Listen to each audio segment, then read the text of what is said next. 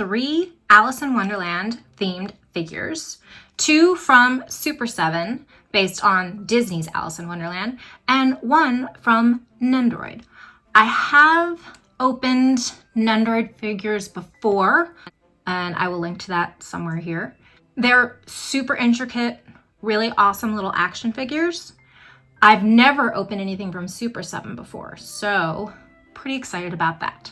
So first up, the Nendoroid figure made by Good Smile Company, same company who now makes Blythe dolls. This figure is labeled number 296 Alice. Rough translation from Google Translate seems to say something about Pink Wars. I don't really understand it. All I know is this is an Alice in Wonderland figure, and that's all I care about. You can see the side of the packaging includes images of the various face plates and posing positions available. You can also see these images on the back of the packaging. It actually says down here for sale in Japan only. I got this on Amazon. Let's get this lady out of the box.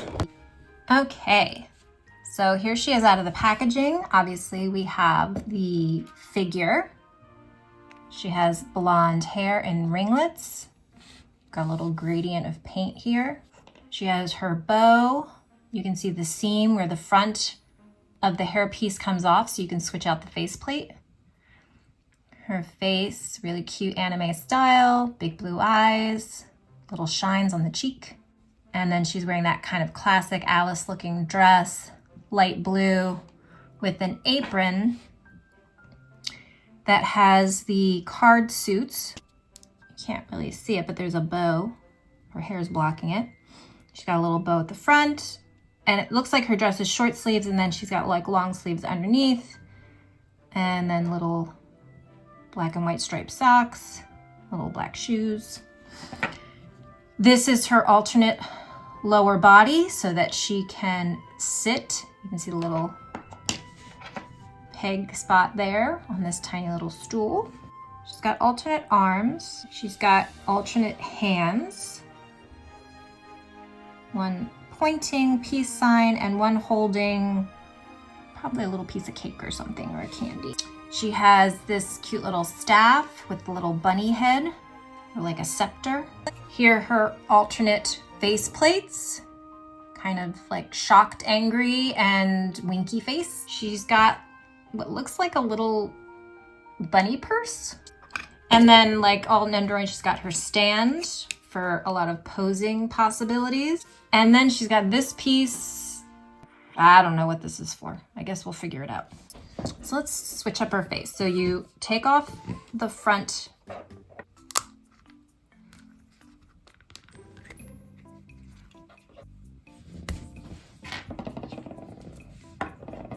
we go.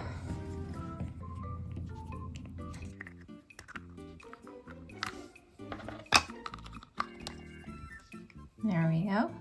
You can pull off her bottom torso, and actually it's two separate pieces, this and this, which is interesting. You can switch out her arms to have bent arms. Like that. We switch out, yeah, we can pull out her hands. I'm gonna switch out her hand. Ooh, I want a bent hand. Never mind, let's do bent. Put that back in. And then put on her seated position. She's gonna stay angry. Put on her hair. Put on her front hair piece. And then she needs her little scepter. And then I'll sit her on her throne somehow. So there she is, sitting on her little stool with her scepter. So cute. So first off, look what I found in the bottom of the box. This did not come out when I dumped everything else out, and I didn't realize it was in there. Meanwhile, I searched online and discovered a couple of things, but this was also in the box and explains what everything is.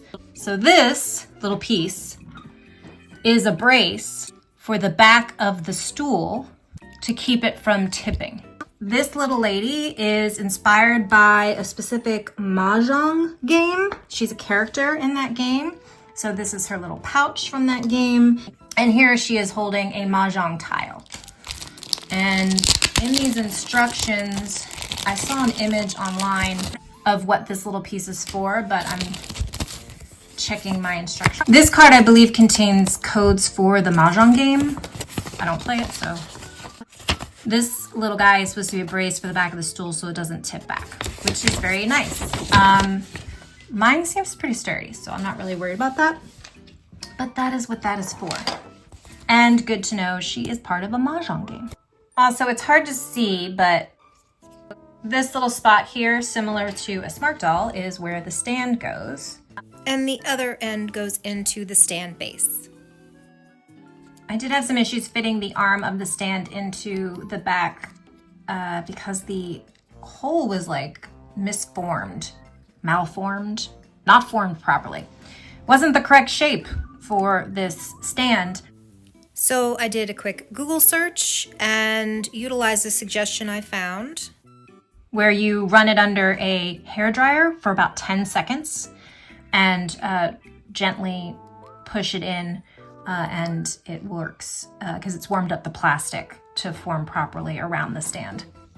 But that's annoying, and I don't know why that happens. It's never happened to me before. Granted, I've only opened like 2 or 3 Nendoroids before, but still, didn't happen before.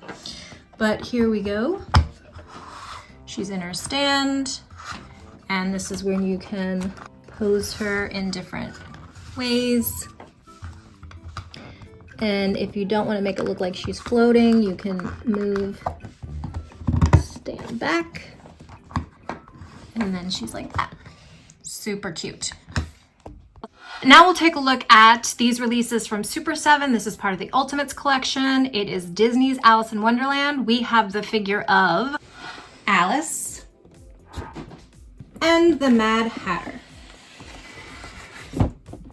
The sleeve covers are very nice. I like the metallic green and blue finish. The Mad Hatter comes with some larger accessories, and his head is much bigger, so I think that's why his packaging is technically larger than Alice's. But taking a look at Alice's, the top of the packaging is the Cheshire Cat's smile with cutouts into the see-through plastic. The back of the packaging is an image of animated Alice with a little bit of a description of her. Then we have the Mad Hatter. He also has a cutout at the top. The back, obviously, an animated image of him with a little description. So here we have the contents of the Mad Hatter unboxed. And first off is the main figure. He comes wearing this expressive head with his 10/6 hat. What I do like about these figures is that while their base is a molded plastic, they do have a fabric detail. So in this case, his is his overcoat, which even has a little button detail in the back. So I do like that. He's also very articulated, elbows, wrists, shoulder, hip, and it looks like a little bit of a knee. Oh, and a little bit of rotation at the ankle. And then he also has movement at the neck. His other 2 heads, of course, he's got this kind of puzzled or angry expression, and then the one where he is hiding his head in his hat, and the hat appears to be bursting open at the top, and you can just see like the outline of his chin. He also has his little pocket watch. In the animated film, he puts, I think, jam and butter. Like he like breaks it and then spreads jam in it, and it's a whole thing. It doesn't close, it stays open, and it has a little chain, but the rest is plastic with some painted detail. He also has the Happy Unbirthday cake, which was so difficult to get out of the packaging. And then the multi-spout teapot. I love this. We've got this transparent plastic tea pour attaching the pot to the cups and saucers, and it does stand on its own, as does the cake, as does the teapot with a little dormouse inside who is peeking out. This is all one piece, it's not removable. And with that is a cup of tea. This is 2 separate pieces. One of his extra hands holds a saucer, and I do have a memory of him dipping the saucer into the tea and then taking a bite. I think that's what this is, because there is a little slot in the tea. So in total, he has 2 extra pairs of hands, one holding the saucer. So examining the way the head is attached, I think you just, oh yeah, pull that head right off and switch it out. Let's, like that. And then for the hands, let's see, looks like similar situation where you just gently pull the hand out.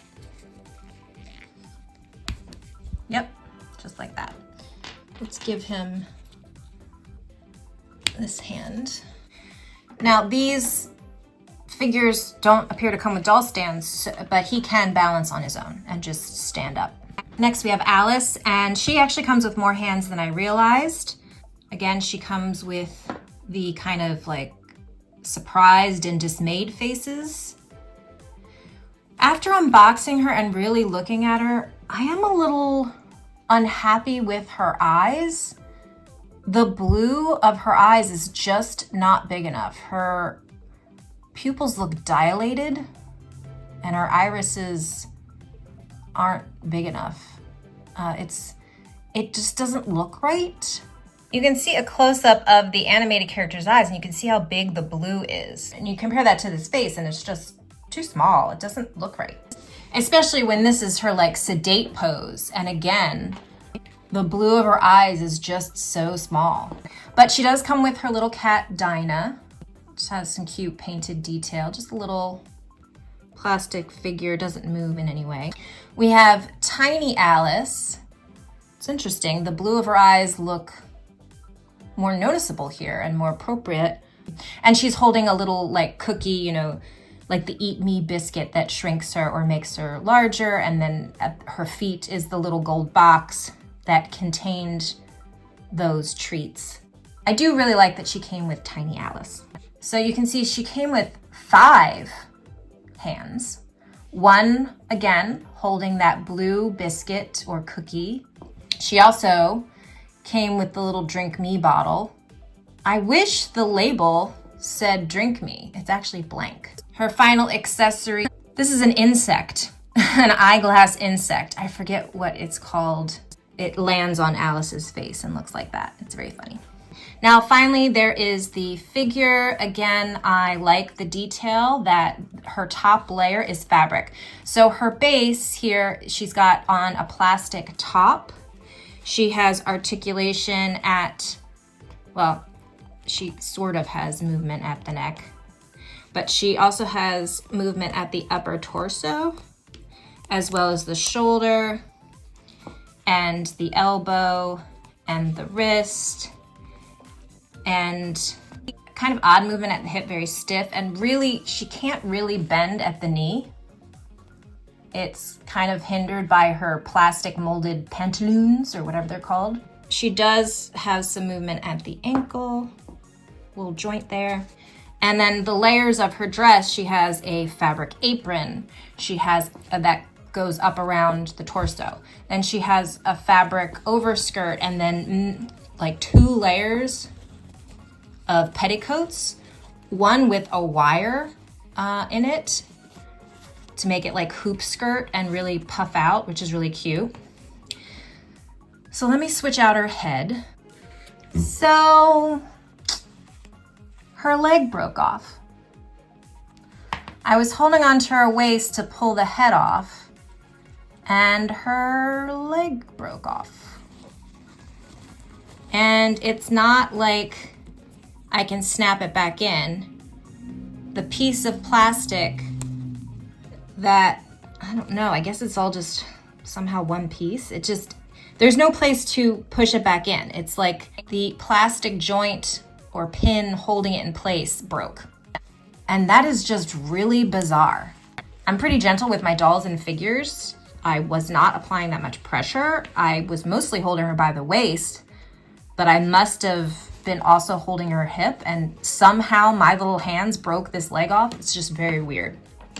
I will email the company and see what they say, but her head is, they are a little harder to get on and off than the Mad Hatter, which is strange. I can't really do it on camera. I'm afraid I'm gonna break the other leg, so I'm holding it close to me. Also, I just noticed a little black mark on her hair right here.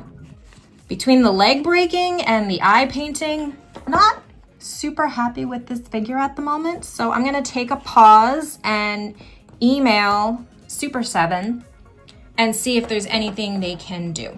So I emailed Super7 about my broken-legged Alice. They actually hit me back pretty quickly. I think it was like a day or two later. And they sent me a new one, which is right here, which I haven't bothered to open. Because the day after they sent me the new Alice, this guy's leg broke too. Wow. I don't know what to say. I am not rough with my collectibles, my dolls, my toys. I have some very fragile pieces, and I've never had anything break so easily. And it's supposed to be an extremely articulated action figure. That's literally the way it's described. That's the way they advertise. There's no questioning that the paint detail and sculpt is great. I mean, it looks like the animated film. No question. This is great. The color is great. The sculpt is great. The only complaint I had about Alice before her leg broke was the eyes, and because they sent me a new one, I decided to try my hand at painting the eyes a little bigger. So I did make the blues a little bigger. I don't know if you can tell the difference. I also did her other two heads. Just made the blues of her eyes just a little bit bigger, and then had to repaint the pupils as well. And I'm pretty happy with the result. I would not have actually tried this if they hadn't sent me a new one. But again, I haven't bothered opening it yet because I don't know what to do. They're so fragile. I'm afraid to take it out of the box. I think that, honestly, the safest thing to do if you really want these sculpts is to either not take it out of the box or take it out of the box and don't pose it. That's all I can say. I just don't think they're meant for posing. I think they are made in a way, I don't know if it's just like, to be honest, when the leg broke off, and I'll insert the pictures here, it looked like the little piece of plastic peg attachment that was supposed to allow for the leg movement articulation seems so ridiculously thin and weak. I just think it's a flaw in design and manufacturing, and I cannot recommend them, other than the look of their sculpts. So if you want something cute and heavily articulated that can actually make a whole bunch of different poses, I can definitely recommend Nendoroid. If you just want a still little statue, you could go for Super7. Not super happy with it. Also, you can see the legs look kind of attached. They are precariously glued. I tried a couple different adhesives, nothing really worked. So they're kind of, I can't move them basically. If I try to move the leg, it's just gonna fall off again. So it's not firmly adhered, but if I lift it, the leg doesn't fall off. But if I try to stand it, they won't stand. The leg will just pop off again. They're not permanently attached. So I probably will eventually unbox the other Alice and just pose her on a shelf as a statue and not move her at all and like pick a head to stick on her. Probably this little standard look. Those are my final thoughts on Super7 and Nendoroid. Let me know your thoughts by commenting down below.